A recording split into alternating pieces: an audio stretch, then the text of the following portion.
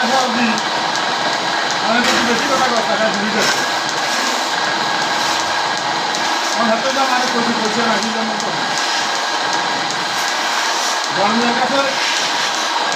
বলবে তৈরি করে খাবো আজ যদি 3-4 মাস টাইম উঠে দিচ্ছে